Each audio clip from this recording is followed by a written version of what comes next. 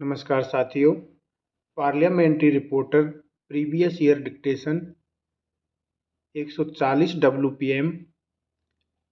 Dictation start होगी 3 second बाद। Start. महोदय, मैं इस बात के खिलाफ तो नहीं हूँ कि बहनों को जायदाद में हक न मिले। उन्हें हक जरूर मिलना चाहिए, लेकिन इस बिल में जिस तरह से यह हक दिया जा रहा है, मैं उसके बिल्कुल खिलाफ हूँ। इसके कारण समाज में वैमनस्य और गड़बड़ी के अलावा कोई मकसद पूरा नहीं हो सकता है। कोई सामाजिक सुधार का कानून तब बनता है जब उसकी मांग हो। मुझे यह नहीं लगता है कि इसकी मांग देश के अंदर है। आज इसकी मांग नहीं है, लेकिन इसकी जरूरत है। महोदय, यहाँ बहुत दलीलें दी गई हैं। मैं उन सबके हक में हूँ। मैं उनको दोहराना नहीं चाहता हूँ। मैं इसके बारे में एक दो बातें बता देना चाहता हूँ, लेकिन हमें यह सोचना चाहिए कि हम जो भी योजना बना रहे हैं, उससे देश के लोगों को फायदा होना चाहिए। उसमें हमारा कार्य मददगार साबित होना चाहिए। सबसे पहले मैं अपने दोस्त को बधाई देता हूँ और साथ ही अपनी बहनों को भी बधाई देना चाहता हूँ कि उनका पक्ष लेने वाले मौजूद हैं, और मुझे उम्मीद है कि अगले चुनाव में हमारी बहनें जरूर उनको ही वोट देंगी। एक तरफ तो हम चाहते हैं कि जमीन सबसे निचले तबके के पास जाए, ताकि वह ज़्यादा काम करे और उपज बढ़ाए। साथ ही हम यह भी चाहते हैं कि उसके टुकड़े कर दें, ताकि वहाँ अच्छी तरह से काम हो सके। लेकिन यह बिल दोनों बातों के खिलाफ है। एक गांव में एक मील पर टुकड़े होते हैं। इसके बाद लड़की का हक होने से 500 या 1000 मील पर वे टुकड़े हो जाएंगे, तो उपज बढ़ेगी नहीं, बल्कि घट जाएगी। सिर्फ यही बात नहीं है। मैं आपको एक छोटा सा उदाहरण देना चाहता हूँ। मेरे दोस्त कहते हैं कि हम देहात में रहते हैं। हमारे गांव में कुछ घर ऐसे होते हैं जिनके यहाँ संतान नहीं होती है। उनके यहाँ उनकी लड़की और जमाई रहते हैं। यह आज से नहीं है, अपितु बहुत समय से हो रहा है। यह बात प्रारंभ में कही गई थी कि इस कार्य के लिए एक कमेटी का गठन हो गया है। उसकी रिपोर्ट के पश्चात ही कुछ कहा जा सकता है। जितने भी प्रश्न इस संबंध में किए गए हैं, वे सब कमेटी की रिपोर्ट पर ही केंद्रित हो गए हैं। क्या माननीय मंत्री जी कृपा करके यह बताएंगे कि इस अध्ययन दल में जिन लोगों को लिया गया है, वे कौन कौन हैं? क्या वे शासकीय दल द्वारा ही नियुक्त किए गए हैं?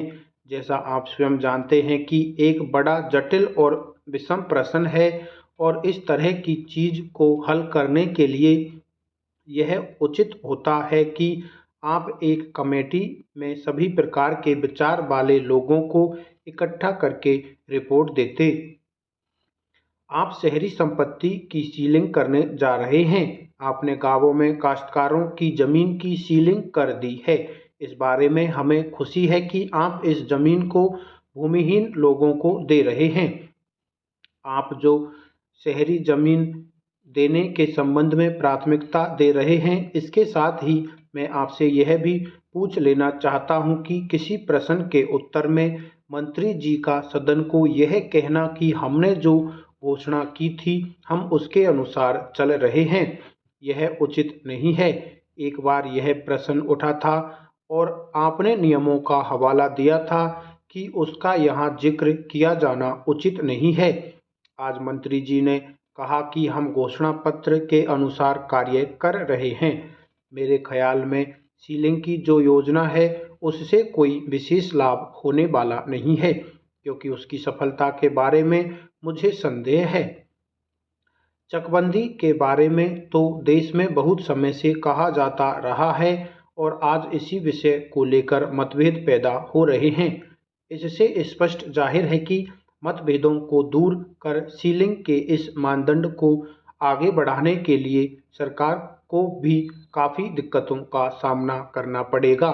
मैं आगे चलकर इस बात को कहूँगा कि सीलिंग की योजना से सही मायने में भूमि सुधार की योजना कार्यान्वित करनी है तो आपको ज़्यादा क्रांतिकारी कदम उठाने होंगे और ज़्यादा मूलभूत निर्णय लेने होंगे।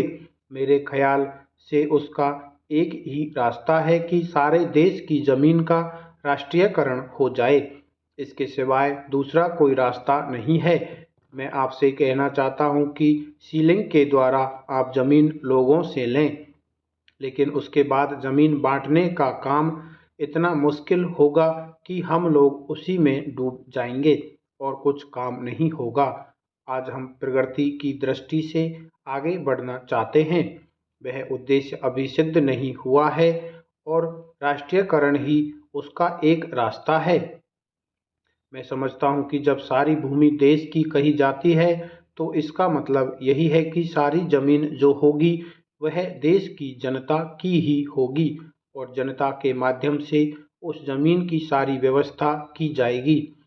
जिस गांव में जमीन होगी वह गांव उस जमीन का सामूहिक मालिक होगा। इसलिए मैं कहना चाहता हूं कि सही रूप में अगर आप भूमि सुधार करना चाहते हैं तो सहकार ही एक रास्ता है। जो भी जमीन राष्ट्रीयकरण के बाद सरकार के पास आएगी, सारे गांव के लोग उस जमीन पर काम करने के लिए लगाए जाएं और उत्पादन की दृष्टि से जो आवश्यक साधन हैं वे सरकार की ओर से दिए जाएं। निवेश करने की जहां तक बात है तो वह राज्य सरकार करे। उससे जो उत्पादन होता है उसमें सरकार जो निवेश करती है उसके अनुसार अपना हिस्सा ले सकती है।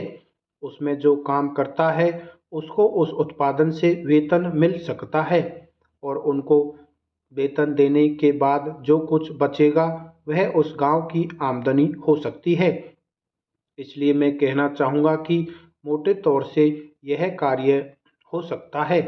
यह एक बहुत बड़ी योजना है जिसका विचार देश में होना आवश्यक है, लेकिन मैं समझता हूँ कि सीलिंग की योजना हमारे देश में कामयाब होने वाली नहीं है। आगे चलकर 2-4 साल में सच मायने में अगर हमको गरीबी हटानी है तो उसका एक ही रास्ता निकलेगा और वह है जमीन का राष्ट्रीयकरण और कोई दूसरा रास्ता उसके लिए नहीं हो सकता है। इसलिए मेरी प्रार्थना है कि जमीन में खेती हो और उपज बढ़े, तो इसके लिए यह बहुत ज़रूरी है कि जो बटाईदारी का कानून है, यह जो सीलिंग का कानून है, इसको या तो समाप्त किया जाए या इसमें आवश्यक संशोधन किए जाएं। जैसा कि मैंने अभी कहा है, आज सबसे ज़रूरी बात ग्रामीण ढांचे को बदलने और अपने दृष्टिकोण में बदलाव लाने की है। जब तक ऐसा नहीं किया जाएगा तब तक सीलिंग का कानून किसी भी तरह से अमल में नहीं लाया जा सकेगा। सभापति महोदय, केंद्रीय सरकारी कर्मचारियों को हिंदी में प्रशिक्षण के सभी पहलुओं पर विचार करने तथा अब तक उसकी प्रगति की समीक्षा करने के लिए एक समिति के गठन का प्रस्ताव है। समिति इस योजना के उद्देश्य की पूर्ति और उसकी सफलता तथा भविष्य में इसमें सुधार लाने के बारे में सुझाव देगी। अगले 2 वर्ष में शिक्षकों को प्रशिक्षित करने के लिए भी एक योजना बनाई गई है। गृह मंत्रालय ने हिंदी का प्रयोग बढ़ाने के लिए एक कार्यक्रम तैयार किया है। इस समिति ने अपनी बैठक में इस बात पर स्वीकृति दी है कि हिंदी का प्रयोग बढ़ाने के लिए एक कार्यक्रम तैयार किया जाए। मंत्रालय में पुराने फैसलों के कार्यान्वयन की धीमी गति पर चिंता व्यक्त की गई है।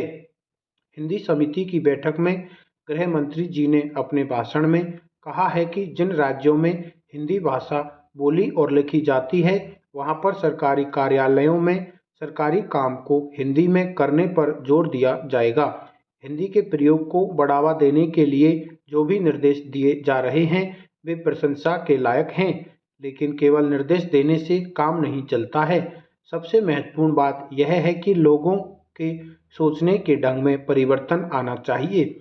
हमारे देश के लोगों को यह सोचना चाहिए कि वे स्वेच्छा से अपना सभी काम हिंदी में करें और वे इस बात को न सोचें कि हिंदी में कार्य करने पर लोग उन्हें अनपढ़ समझेंगे। सभापति महोदय, मैं अपनी बात को समाप्त करता हूँ और आपका आभार प्रकट करता हूँ कि आपने मुझे बोलने का अवसर दिया। समाप्त।